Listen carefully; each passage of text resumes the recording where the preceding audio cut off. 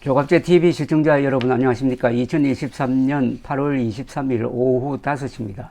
오늘 오후 오랜만에 민방위 훈련을 했습니다. 민방위 훈련을 하는 목적은 북한 노동당 정권 때문입니다. 핵 미사일을 쏠 때 어떻게 피할 것이냐 하는 거죠. 북한이 미사일만 쏘면은 그 별로 겁을 안 내도 됩니다. 미사일에 재래식 폭탄 쏘면은 그 뭐 건물 하나 부수는 것 정도일 겁니다.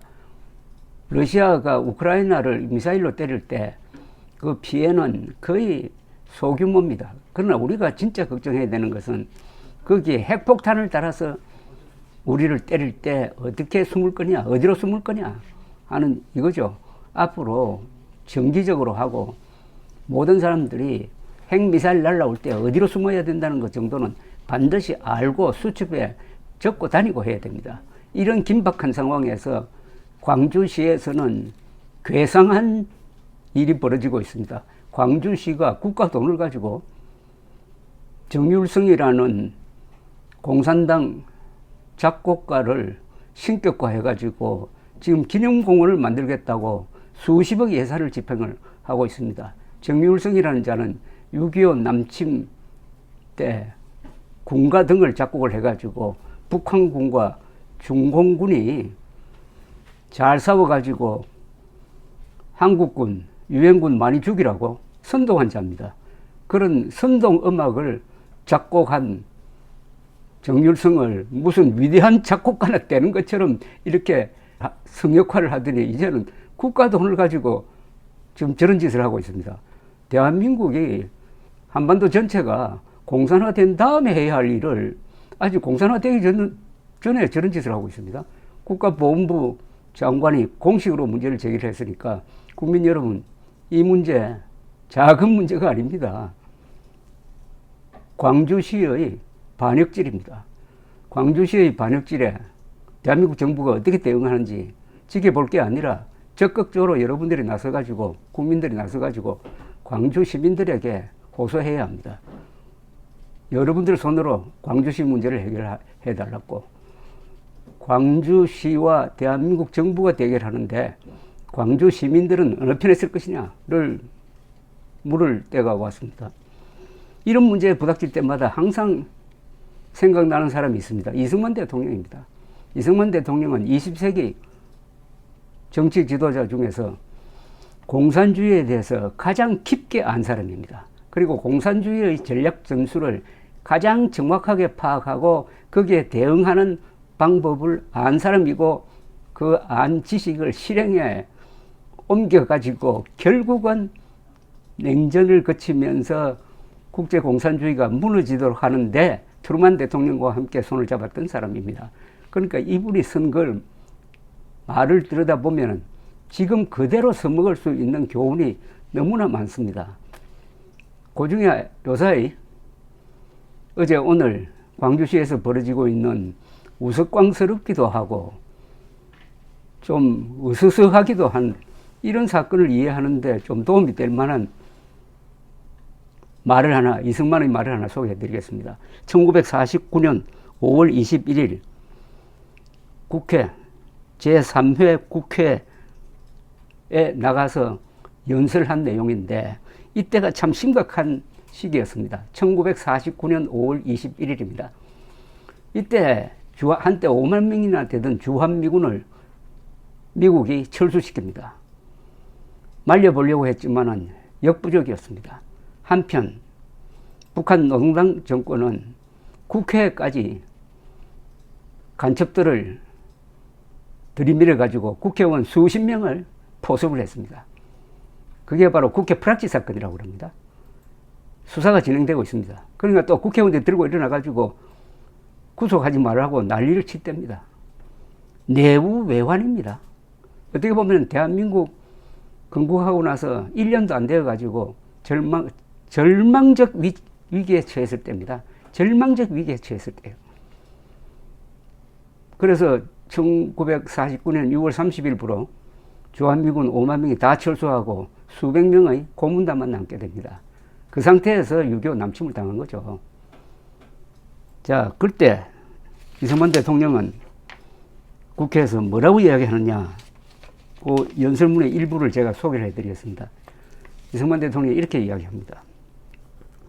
세계가 두 종류의 사상으로 공산주의와 민주주의의 두 진영이 대립하여 피생아사의 형세로 투쟁하고 있는 중입니다. 피생아사는 뭐냐 하면은 한자로 이렇습니다.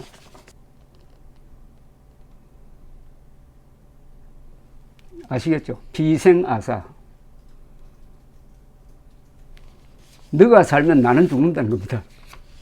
너가 살면 나는 죽는다. 이 용어는 제가 처음 들어봅니다. 사생결단 뭐 이런 이야기는 하는데 피생아사. 너가 죽으면 내가 살고 너가 살면은 내가 죽는다는 겁니다. 피생아사. 여기서 피는 누구냐? 공산당이죠. 공산당이 살면 나는 죽는다는 겁니다.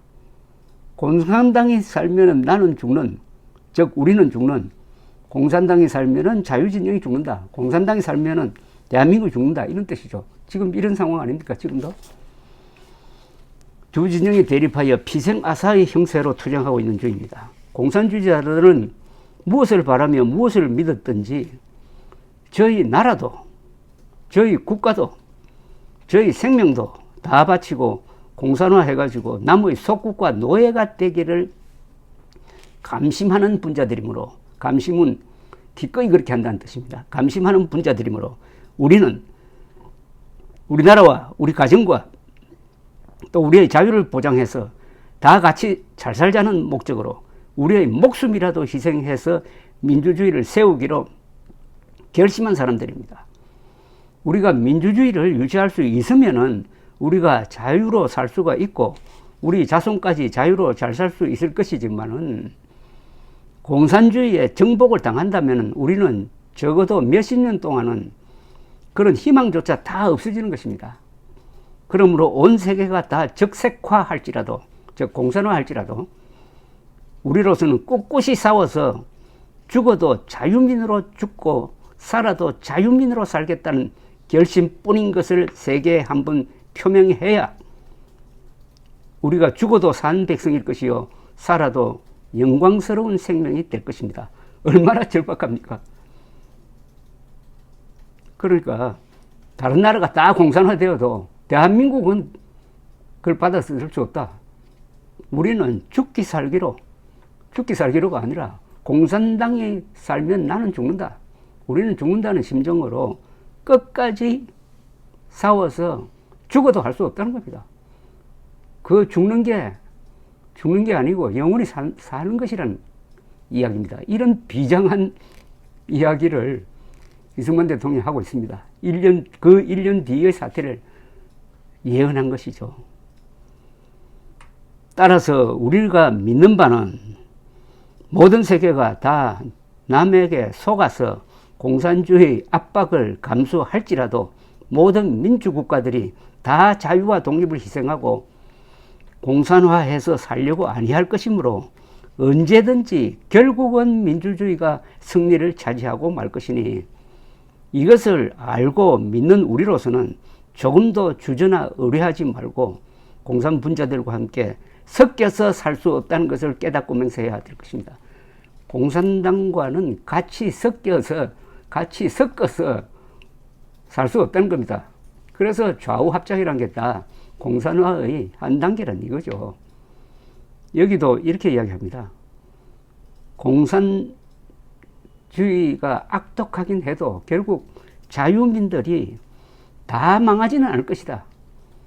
일부는 살아남을 것이다. 그 일부가 결국은 반격을 할 것이다. 그러니까 희망을 절대 놓지 않아야 한다. 민주주의와 공산주의 대결에서 최종 승리는 민주주의다. 이런 확신, 이런 희망을 가지고 지금 절박한 투쟁을 계속하는 수밖에 없다.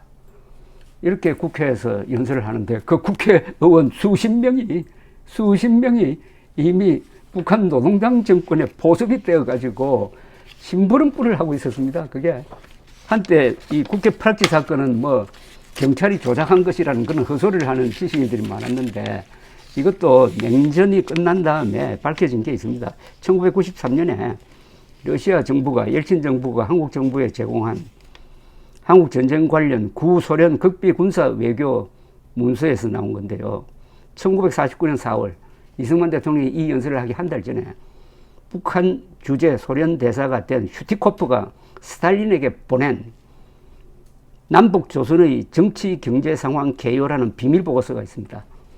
이 보고서가 공개가 됐는데 이런 구절이 있습니다. 북한 노동당은 남조선의 국회의원들 중 일부를 자신들의 편으로 끌어들이는 사업을 조직했습니다. 노동당의 지령에 따라 이들 국회의원들은 국회 안에서 남조선에서 시행되는 미국 정책 및 남조선 정부 당국의 권위를 무너뜨리기 위해 여러 요구사항을 제기하고 있습니다. 남조선에서의 미군 철수를 내용으로 하는 62명의 의원들이 작성한 청원서, 정부 불신임 결의 제의, 모든 장관들의 사임 요구 등이 바로 위와 같은 목적에 따라서 실행된 사례라 할 것입니다. 이러한 요구는 국회 다수의 지지를 얻었습니다. 또한 법률안 심의 때 이들은 뭡니까? 불확지들입니다. 북한 노동당 불확지, 국회에 들어온 이들은 법률안의 반민족적 성격을 폭로하고 그 내용을 수정하도록 노력하고 있습니다. 이렇게 보고를 하고 있습니다. 수십 명이 북한 노동당 편이 되어가지고 간첩질을 하고 있었다는 이야기입니다. 그런데 지금 대한민국 국회 안에는 이런 일이 벌어지지 않습니까? 대한민국 국회 안에는 그런 프락지 같은 국회의원들이 없을까요? 만약 없다고 한다면 둘 중에 하나일 겁니다. 하나는 북한 노동당 정권이 워낙 멍청해가지고 놀고 있다는 거고, 한국의 공안당국이 워낙 철저하게 국회의원들 감식을 해가지고 아예 그런 행동 못하도록 하고 있다는 건데, 제가 보기엔 둘 다 아닌 것 같아요. 그럼 있다는 것 아닙니까? 자, 이런 상황에서 광주시의 진행 중인 반역질을 대한민국 정부가 어떻게 진압할 것이냐, 국민 여러분들의 적극적인 관심과 성원이 있어야 합니다. 정부나 군대가 잘하려면 국민들이 뒷받침해 줘야 됩니다.